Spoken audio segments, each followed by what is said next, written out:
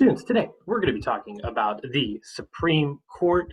And if you remember from last week, we talked a little bit about the structure of the court system in the United States. And at the very top of the court system, the federal court system, lies the Supreme Court.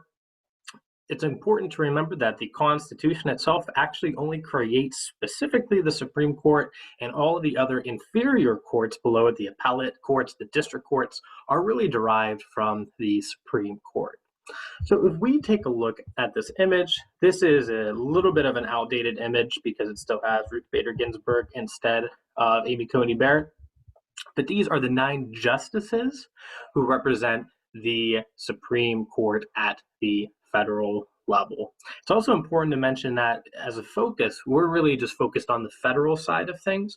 You'll see that there is a Supreme Court for each state as well, too, right? So Virginia has a Supreme Court that goes along with their state district courts, appellate courts, and all of those. But we're really talking about the federal level, and at the top of the federal level sits these 9 justices. If you remember too, whenever we talked about the executive and legislative branches, that it's actually the executive branch, the president, who appoints these people, and then the legislative branch, the Senate, specifically, who can confirm these people. So they come in through a process of system of checks and balances between the other 2 branches, and ultimately these are the people who have been confirmed over the years. When you're a justice, obviously you're appointed, you're not elected, so you're a little bit removed from public opinion in that way. These people can serve lifetime sentences, so they can stay in this office until they die or resign. And most of them who go end up dying, and that's how they are replaced by somebody after them. So quite different from the other positions we talked about, the other branches, in terms of being appointed officials rather than elected. So a different spin on this branch. And I want to keep complicating this and adding more nuance to each level of the Supreme Court. Usually whenever people think of the judicial branch, the first thing they think of is the Supreme Court. But it is super difficult to actually have cases heard in the Supreme Court. Really, the judicial system, the justice system, is made so that decisions stay with the lower courts. So if something actually comes up, in the rare event that it does with the United States Supreme Court, you know it's going to be a big deal, okay? So with that in mind, for step 2, we're going to watch some of this video together, and I want you to identify and submit 5 factors that complicate the Supreme Court's ruling on court cases. Why are there all these complicated steps in this process of getting to the Supreme Court and having them rule on decisions? Hi, I'm Craig, and this is Crash Course Government and Politics, and today, finally, we are stepping into the big leagues. That's right, I'm trying out for the Cubs. No, we're going to talk about how the Supreme Court of the United States actually works. I could try it for the Cubs, right, Stan? Sometimes people refer to it by the unfortunate nickname SCOTUS, but I'm not going to do it. I'm going to call it the Supreme Coco, or Coco Supreme. Now, let's just be respectful. So strap in and get ready for some highly technical discussion of procedure as we learn how you, yes you, probably not you, can bring a case to the Supreme Court.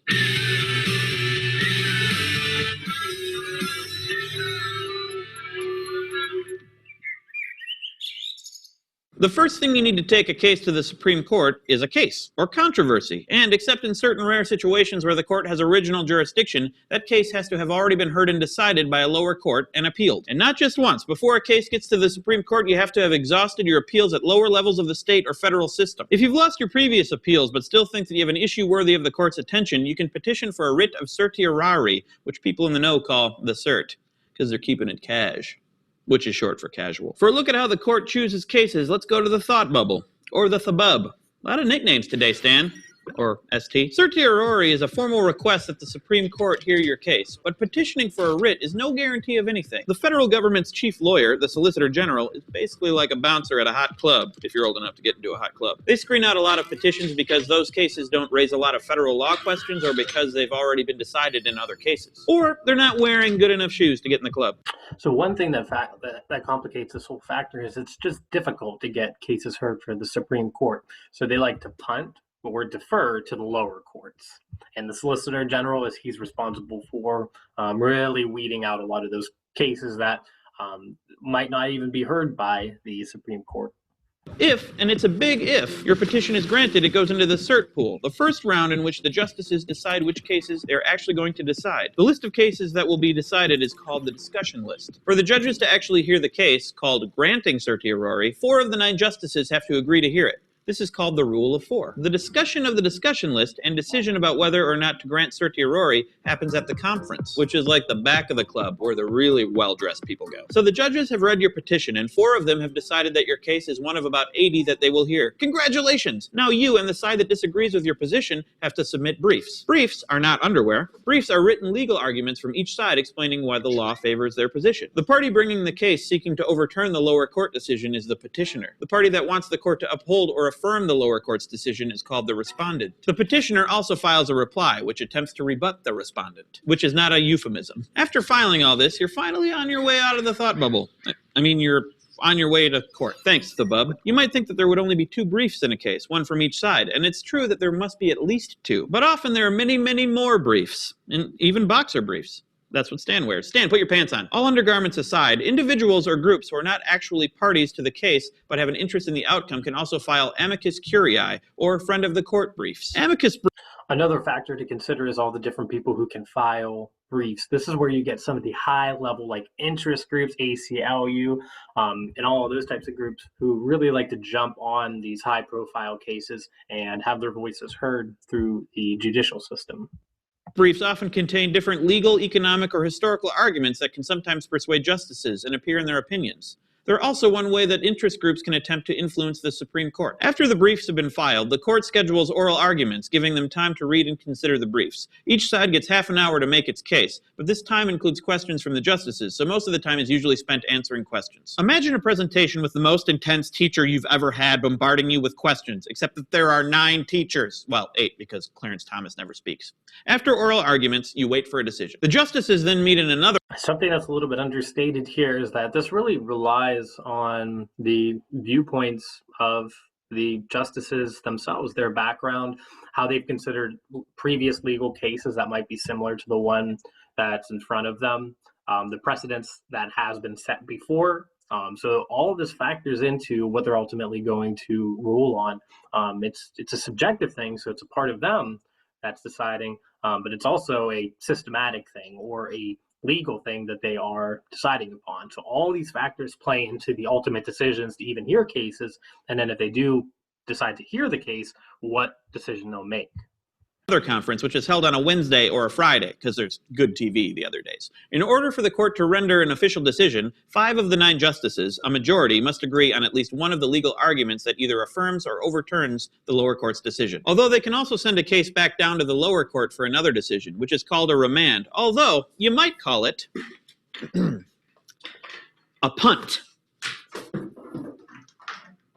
Ooh, that was like 30 yards. The Chief Justice presides over the conference and assigns the task of writing the court's decision, called the majority opinion. The opinions are given in writing, although sometimes justices will read them from the bench. Sometimes the court will issue a single majority opinion, which is a very strong statement of unified agreement. In the key civil rights case of Brown versus Board of Education, the court issued a single opinion that was even stronger because it was unanimous. But sometimes the court will issue multiple opinions on the same case. The decision of the court either to affirm or overturn the lower court's ruling. That's another factor too. If a court or the justices, if they're unanimous, they're all as one, or if they're fractured into agreeing or dissenting on a particular ruling.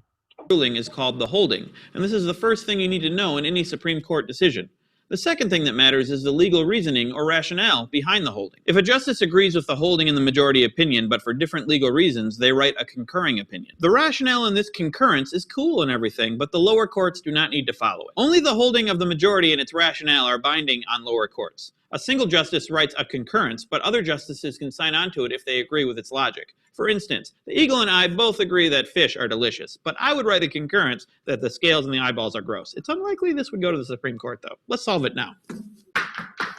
Problem solved. Many Supreme Court cases are not unanimous. In fact, in an ideologically divided court, you are likely to find a lot of cases decided by 5-4 margins. The judges who are on the losing side, who didn't support the majority decision, can write a dissenting opinion. A dissent does not set a precedent for a lower court and has no force of law. but often dissents are very eloquent and they can provide arguments that might persuade later courts in similar decisions. Sometimes, as with the famously bad case of Plessy versus Ferguson, the arguments in a dissent can form the foundation for the majority opinion in a later case, even though it can take 50 years to get from a case like Plessy to Brown versus Board of Education. So that's the nuts and bolts of how Supreme Court decisions are made. But before we wrap this up, here are a few key things to remember. First, there are a lot of hurdles you need to jump over before a court makes a decision in a case. Most certiorari petitions, there are usually about 8,000 each year, don't make it past the clerks or the Solicitor General and don't get granted. It takes 4 judges to agree to hear a case, but 5 to render a majority opinion. Only the holding and the rationale supported by at least 5 of the 9 justices becomes binding precedent for lower courts. Dissents and concurrences may be fun and interesting to read, especially if there are pictures, and they may include important legal ideas, but lower courts don't need to follow them. So that's how the court works procedurally, but there's another way to think about Supreme Court decision-making. To really understand the Supreme Court, we need to consider the thinking behind judicial decisions, but that's for another episode. Thanks for watching. Crash Course Government and Politics is produced in a... So that's a nice little wrap up, hopefully to get you thinking about some of the different barriers for hearing the cases in the highest court in the land. Now, finally, the last thing I'd like you to do on your own is called Supreme Court Historic Decisions in OneNote, and then notify me via submission once you're done. I put a bunch of different landmark cases here for the Supreme Court. You can choose 5, and then you're going to answer the 3 questions based on the write-ups for each of the cases. And then just be sure to notify me via submission in Canvas once you're done. Again, just choose 5 cases from the list I have below that. And with that, that'll be it. Have a wonderful day.